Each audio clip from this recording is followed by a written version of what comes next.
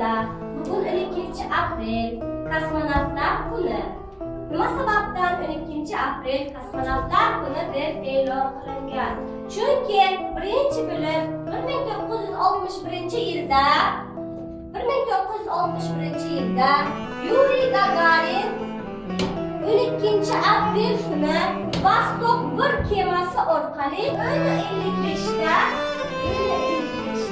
38 daqiqa Yer planetasini aylanib qaytib qo'nadi.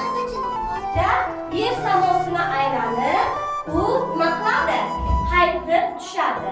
38 daqiqa demak planetani aylanib chiqqan. Siz aytishingiz mumkin, ustoz, undan oldin hech kim samoga uchmaganmi?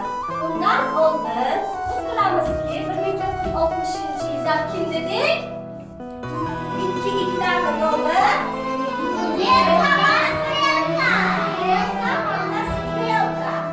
Belka va Strelkalar samoga uchadi 1960-yilda, lekin ular Belka va Strelka fazoga uchib, kema yerga qaytib kelmaydi.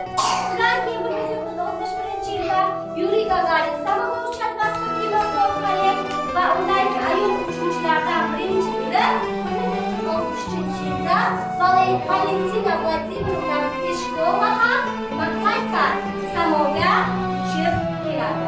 Mana bu biz bilamizki, Yuriy Gagarin bizga 12 aprelda samoga birinchi uchgan kosmonavtlar sababli bilanlar Belka va Strelkaning samoga uchishini demak ko'rib o'tamiz. Mana bu Belka esa Strelka, Belka o'zi Strelka. 19 августа 1960 года на орбиту Земли вышел космический корабль с необычными пассажирами на борту. Две собаки, Белка и Стрелка, целые сутки провели в космосе и 17 раз облетели Землю. Но что же с ними стало после знаменитого полета? Всем привет, с вами канал История мира. Сегодня мы вам расскажем, что же стало с Белкой и Стрелкой после полета. Приятного просмотра! Люди давно задумывались о возможности запустить в космос человека, но сдерживали многие факторы.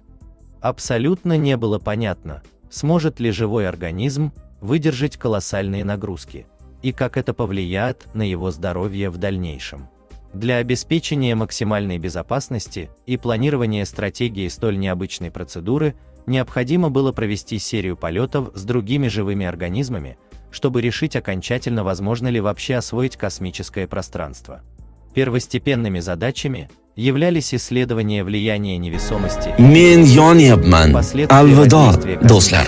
Gagarinning koinotga parvozi qanday bo'lgan? 1961-yilning 12 aprel kuni Yuriy Gagarin koinotga parvoz qilgan tarixdagi birinchi odamga aylanadi. U haqida shunchalar ko'p yozilganki, bu mavzuda gap boshlay turib biror yangi narsa haqida so'z yuritish mushkuldek. Aslida esa insonning koinotga ilk marta parvoz qilishiga oid qiziqarli va ko'pchilik bilmaydigan ma'lumotlar talaygina. Dunyodagi birinchi kosmonavt Yuriy Gagarinning bir emas, ikkita dublyori bo'lgan. Bular German Titov va Grigoriy Nilyubovlar edi. Ularning har ikkisi ham SSSR kosmonavtlarining birinchi otryadi tarkibiga kirgan bo'lsalar-da, Nilyubov zaxiradagi kosmonavt hisoblangan. Gagarin va Titovdan farqli ravishda u skafandr kiymagan, ammo kutilmagan vaziyat yuzaga kelgudek bo'lsa, parvozni amalga oshirishga tayyor turgan. Gagarinning kosmosga parvozi shoshilinch ravishda tayyorlangan. SSSR razvedkasiga amerikaliklarning aprel oyi oxirlariga kosmosga kema uchirishni rejalashtirayotganlari haqidagi xabar kelib tushgan. SSSR hukumati